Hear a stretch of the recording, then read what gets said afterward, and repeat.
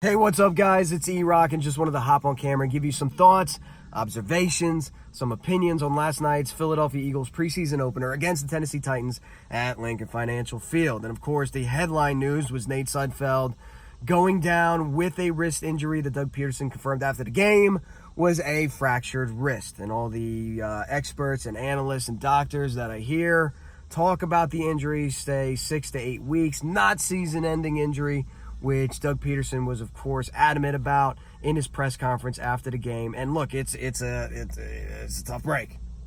No pun intended. It's a tough break for Nate Sudfeld. And I know it's putting a lot of Eagles fans in a panic mode, especially when you realize that, their starting quarterback, Carson Wentz, has missed significant time with injury 2 out of the last 3 years. So, understandable for the concern. 6 to 8 weeks is what everybody is saying. And something you got to understand, 6 weeks, best case scenario, puts us at week 3. 8 weeks, worst case scenario, puts us at what? Week 5. There's no doubt in my mind that he'll be put on the PUP, which means he's not even going to be eligible to return to the roster until week 6. So he's going to have even more time after week 6. So he's going to have 10 weeks to recover from this injury. It is his non-throwing hand, and certainly I am not going to poo-poo this injury off. I am just as concerned as anybody else about Carson Wentz staying healthy, and what if he does miss significant time? You need at least a capable quarterback behind him. And after Nick Foles won the Super Bowl, I promised myself I would never say never, and I certainly want to stick to those words. But were the Philadelphia Eagles a playoff contending team with Nate Sudfeld at quarterback instead of Carson Wentz? Maybe. Were they a Super Bowl team without Carson Wentz? If, God forbid, Carson Wentz did go down with injury and once again miss significant time? Probably not. So I don't want to poo-poo this off like it isn't a big deal. It's a deal. Look, Carson Wentz is still healthy. He's still your starting quarterback. And if Nate Sudfeld gets activated off the PUP after week 6, assuming that he even gets put on the PUP or that he's PUP eligible at this point, I don't know. I got to look at the whole thing. But assuming he comes back, Carson Wentz stays healthy for 6 weeks and nothing happens, this thing goes flying completely under the radar. We don't even discuss it. So Eagles fans, do not panic out, all right? It's I don't want to say it's not a big deal. It's a deal, and I don't want to poo-poo it off. Now, if Carson Wentz obviously goes down, we leapfrog a deal, and we leapfrog big deal and go to, oh my God, the sky is falling. And I do think the Eagles need to add some sort of veteran quarterback because, listen, Cody Kessler is hot garbage. That dude stinks on ice. He stinks like a Taco Bell dumpster in the middle of July or August. He is terrible. He's absolutely terrible. How Cleveland Brown fans tried to tell Eagles fans that Cody Kessler once upon a time was better than Carson Wentz, I'll never freaking understand, especially after that preseason game. That dude cut.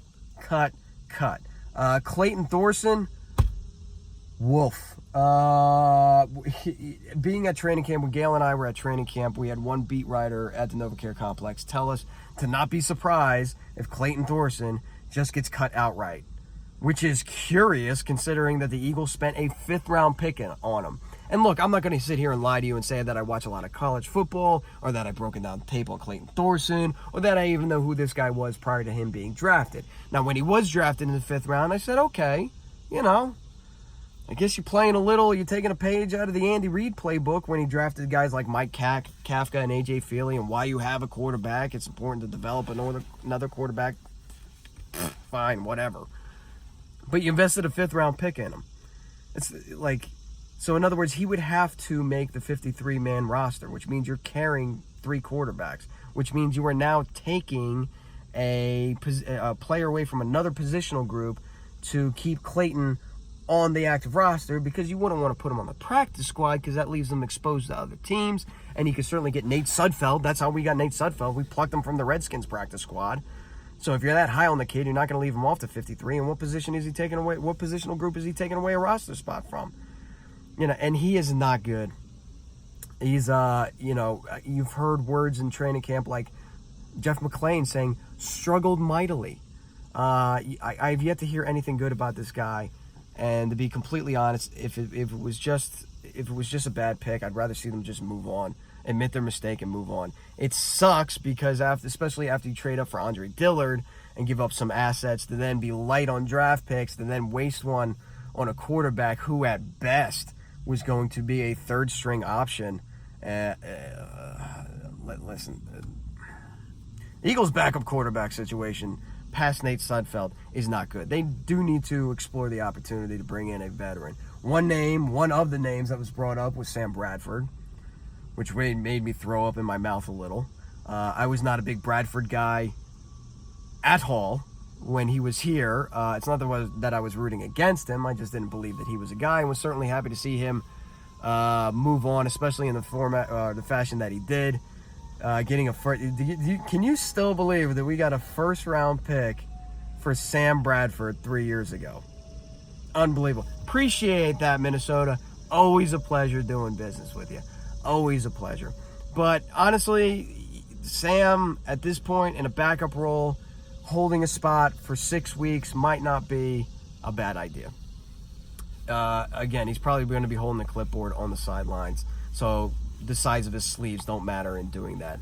Another name that was mentioned is Colin Kaepernick. And look, I don't give a damn what political party you affiliate with, and I don't give a damn what side of the coin you are on the Colin Kaepernick issue. I do think that given that it's only going to be for about 6 weeks, is the juice worth the squeeze? Because when you have somebody that polarizing, and he is. I don't want to hear that he isn't. It is. It's like Trump. You know, you got people that are either really in love with him or really anti-Trump. So it's very polarizing, which then in nature turns it into, for lack of a better word, a media shitstorm. So is that going to be worth it? Is it going to be worth having Sal Paolantonio camped outside in a trailer, giving daily updates on Colin Kaepernick like he did when it was Tim Tebow going to the Jets? Is it worth, Carson constantly being bombarded about questions about Colin Kaepernick? Is it worth the narrative of the 2019 Philadelphia Eagles being more about signing Colin Kaepernick and how do the players feel, and do some of the fans are angry, than it is about, hey, you got all these offensive weapons and Carson Wentz is returning and we're trying to make another Super Bowl run? I don't know that it is. It speaks less on Colin Kaepernick as a quarterback, because I'm sure he can still play. Less about Colin Kaepernick's political stances, because it has more to do with what the baggage, unfortunately, that comes with all of that. I do think that the Eagles, if they were interested, they had their shot at Colin when Carson Wentz went down, and Jeffrey Lurie was asked about that. Pardon me. When he spoke to the media after Carson Wentz went down, he was asked about that, and he said, "Look, I don't want to repeat what he said, because I don't want to misquote the owner of the Philadelphia Eagles, but he was giving the old bob and weave there, you know what I mean? So I think if they were interested in Colin Kaepernick, they would have been interested a couple years ago when he was less removed from the game. I just don't see it happening. They do need to they do need to explore any and all opportunities for a veteran backup quarterback. And the list out there is garbage. The list out there is not very good. So but Carson Wentz is healthy. Carson Wentz is not injured. Carson Wentz isn't going anywhere. And chances are Carson Wentz is going to remain healthy until week 6, when Nate Sudfeld's once again back. It's his non-throwing wrist. It's going to be fine. It's going to be fine. Don't panic out, Eagles fans. We're going to be fine. Some positive takeaways from training camp. If you listen to 4th and John and/or watch 4th and John, by the way, we encourage you to rate, subscribe, and review on iTunes, but also too on Facebook Live. I put a little sample, one episode up on my YouTube page. That's the live show that's happening now on Facebook Live every Tuesday at 8:30. So please, we encourage you to like our Facebook page, give it the old thumbs up, and you can watch the podcast as it's happening live there in studio. So please do that. If you are a subscriber to the show, you know that when I was at training camp at NovaCare, even open practice, I had my eyes glued on two guys, and that certainly did not, I certainly had my eyes locked on those two guys for this particular preseason game, and that was A, Andre Dillard, and B, Sidney Jones. I think both played exceptionally well. For those of you who didn't hear the story about training camp and Andre Dillard, I asked somebody within the Eagles organization about him because I was hearing so many great things about him, and I had yet to see him get beat at training camp. And very eloquently put, he said to me that Andre Dillard is like a sliding glass door. He slides left to right, and no matter where he is, the defensive lineman always sees his reflection on the top of his helmet. That certainly was evident in the preseason game when he started. None of the offensive line starters played, so it was a lot of Andre Dillard, and I did not see him get beat. He was putting on a clinic out there. Very encouraged, very happy that they did what they had to do to bring this guy on the team, given that Jason Peters maybe got 1-2 years left in him, probably one. Sidney Jones, I think, played well. He was glued to his receiver. He got turned around once. He knew he made a mistake. Luckily, the ball was thrown out of bounds. He did get spun around, but that was the only bad part about Sidney Jones. I think he has a great shot at starting on the outside. I know on the unofficial depth chart he was second behind, I think, Darby. The way this kid's playing, his mind, his body's right, and I think that he has a great shot at starting on the outside this upcoming season. Jonathan Cyprien, liked what I saw. There was some area for improvement, but given the fact that this is the first significant action that he's seen in a while, considering he missed all of last season with an injury, and even the year before that, missed some time due to injury. I'm sure he was a little gassed up playing the team that cut him, but I was very encouraged. There was a miscommunication with him and Ford that resulted in a touchdown. That comes with time. That comes with experience. That comes with, learning this defensive system. But he was flying around the ball, man. He was making some tackles. I saw some good things out of him. And if you do, subscribe to Fourth and John, you know that I'm a big fan of backfilling or filling the back end of your roster with veteran talent at cheap deals. They did that in 2017. That was a big key to their success in 2017. And who knows, Jonathan Cyprien could be your next Patrick Robinson. Low risk, high reward that completely outplays his contract and makes a big contribution to this team. Trying to get back to another Super Bowl. Josh Sweat, like some things I saw. Him and Sharif Miller saw significant playing time. They're trying to get them as many reps as possible. Josh Sweat did some good things. He bowled some guys back. He peeled off to make a tackle on a screen pass, I believe, or a run to the outside. He's got a lot of athletic ability.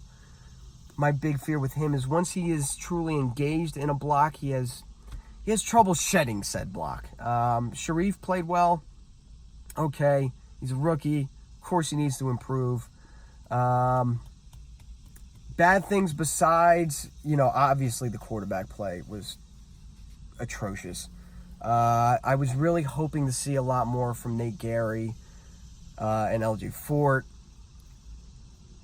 Listen, with Camus Grugier-Hill down, you've got Bradham and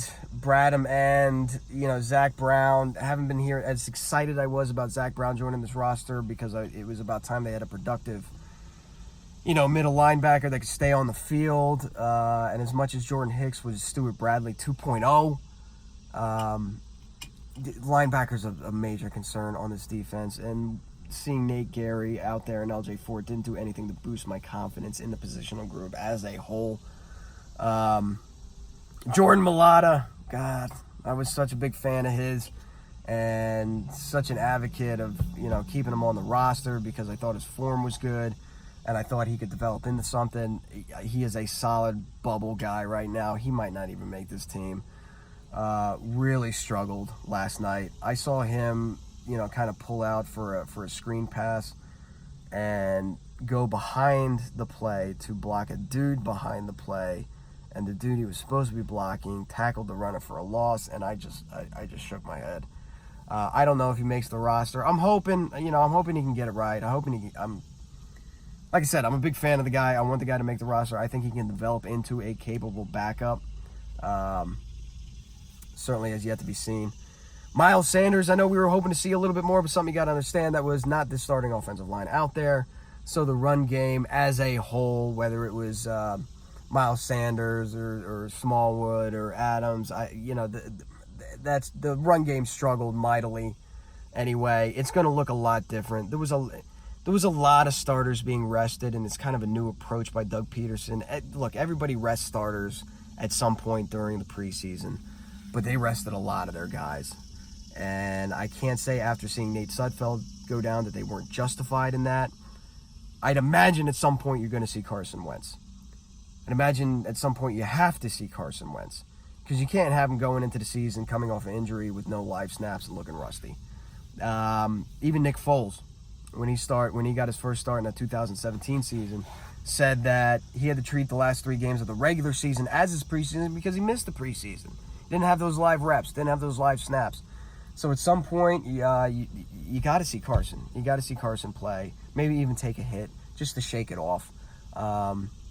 Traditionally, and a system adopted by most teams in the NFL for as long as I can remember, was that in the first preseason game, your starters play a series. In your second preseason game, your starters play a quarter. In your third preseason game, the starters play half. And in the fourth preseason game, the starters don't play at all. Obviously, Doug is taking a very cautious and different approach to that, so it's going to be interesting to see when exactly we do see Carson. I'm interested to see, hear what you guys think. What were your takeaways on the game? Who'd you like? What didn't you like? What has you concerned going into the season? Certainly put it in the comments section. I do respond to the comments, so if you have any questions, I will certainly respond to it. Make sure you tune in to 4th and John. Please rate, review, and subscribe on iTunes. And also give that Facebook page a like, man. It's really cool going live. We have our boy Dustin Trox, you know him as Trox, talking to people in the group chat on Facebook Live as it's happening. So it's a really cool way to watch the show. So until Tuesday, where Gail, Evan, and I will be breaking down the preseason game and the upcoming moves and the next preseason game and what to expect and who they should go after, so on and so forth. Until we see you on 4th and John, let's go Birds. See you then.